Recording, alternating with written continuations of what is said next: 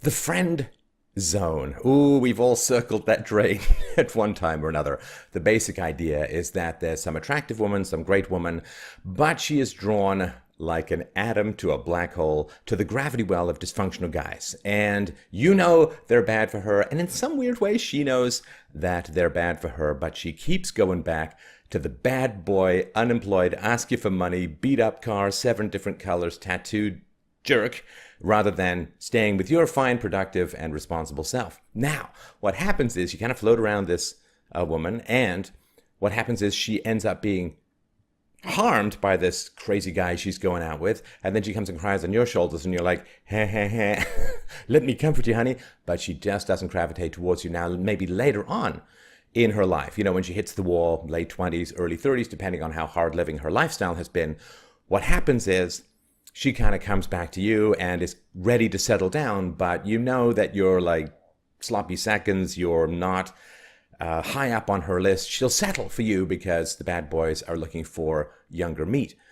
And so then maybe you'll marry her, maybe you won't, but it probably won't last, because when women have been with a lot of guys, they're bad marriage material. Statistically, like a woman who's been with like 15 or 16 guys, she's like 80 to 85% likely to divorce you, or you're going to get divorced. So damaged goods from a huge amount of injections. So the friend zone is interesting because it's kind of a new phenomenon.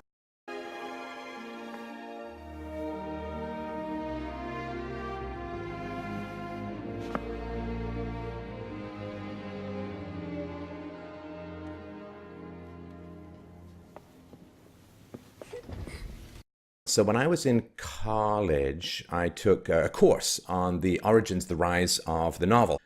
And one thing that was interesting was how repetitively these novels had the same kind of theme. The same kind of theme was this: ladies, I know he's pretty, I know he's charming, I know he's got glib, superficial charm and high cheekbones and great hair, but don't marry him.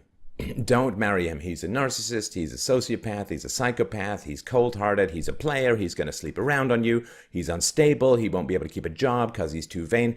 It was all about piercing women's desire for male ruggedness and male charm and saying, forget the outside, look to the inside. Now, that has largely fallen away. Now it's all about find your bliss.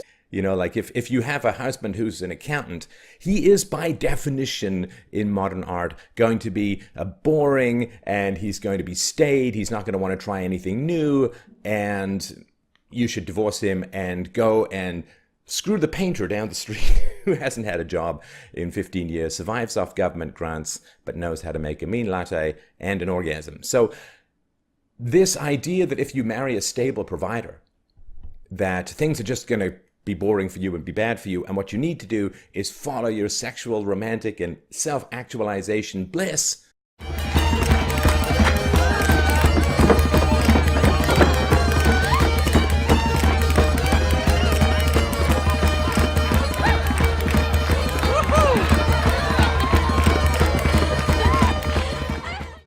My question is, well, it's a rhetorical question because I'm going to answer it too, but my question is, why was there no friend zone before the welfare state? In what I've read in the past, what I've seen, there's no friend zone in Shakespeare. Because the whole point of art back in the day was to train women to think with their minds rather than their vaginas, right? It's an interesting question. How do you bypass your natural lizard brain lusts to make sure that you partner up with somebody who's good and kind and noble and virtuous and all of that, courageous and productive and stable and all that kind of stuff? Обручается раб Божий Алексей, рабе Божией Анастасии, во имя Отца и Сына и Святого Духа. Аминь. Обручается раба Божия Анастасия, рабу Божьему Алексею, во имя Отца и Сына и Святого Духа. Аминь.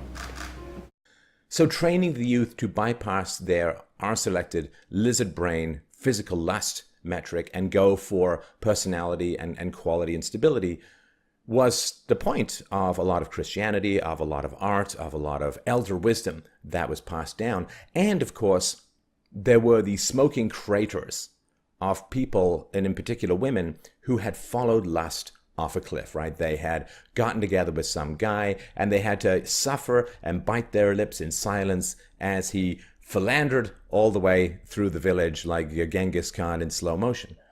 And, or, he'd just leave them, or, some disaster would occur. And then the parents had the oogie boogie, right? Remember Sally down the road? Well, she decided to marry for lust rather than for quality. And look, her life is now terrible and her kids don't have a father and she's broke all the time and she's got to Blanche Dubois style depend upon the kindness of strangers in order to survive. That's a famous line from the play. I've always depended on the kindness of strangers. Well, that's the welfare state, right? Except it's not kindness, and they're more like your tax livestock than strangers. But where was the friend zone before the welfare state? Well, it didn't really exist. Now, once the welfare state comes along, then a woman who is evolutionarily designed to acquire resources for her offspring. There can be love for virtue, for quality, for self-knowledge, for moral courage, and all this kind of stuff. But basically, biologically, we're evolved for men to gather resources to access the eggs of the highest quality woman around, which is why when you get the welfare state, you get a lowering of male ambition. Because if you're a poor man, getting more resources doesn't really get you a high quality woman, because she can just go marry the state and get her resources through the coercive redistributionist welfare state.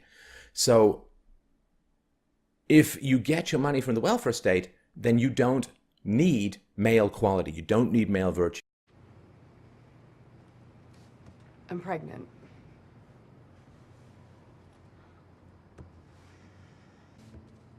I can do this on my own. What do you mean on your own?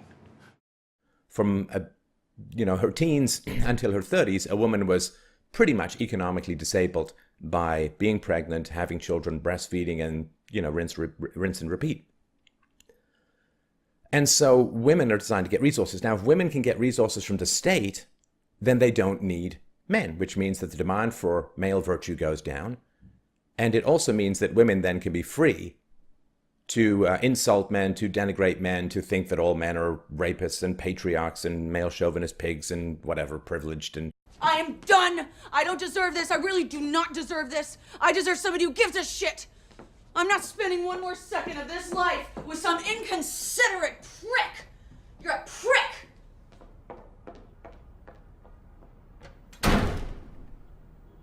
Right, they can do all of that because they don't need men. They can get money. Or rather, they do need men, but they don't need men directly. They need men to be productive so that male taxation can be grabbed at gunpoint by the state and redistributed to women. I mean, the national debt is largely because of welfare in the West. I mean, in America, it's because of the welfare warfare state.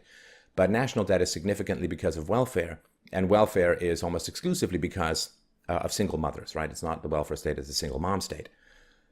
And so you can be friend zoned because the woman is getting her resources from the state. And therefore she can pursue silly, sentimental, hormone-based lusts for, fast-talking bad boys because she's guaranteed to get those resources if the relationship doesn't work out. And remember, women don't have empathy for men.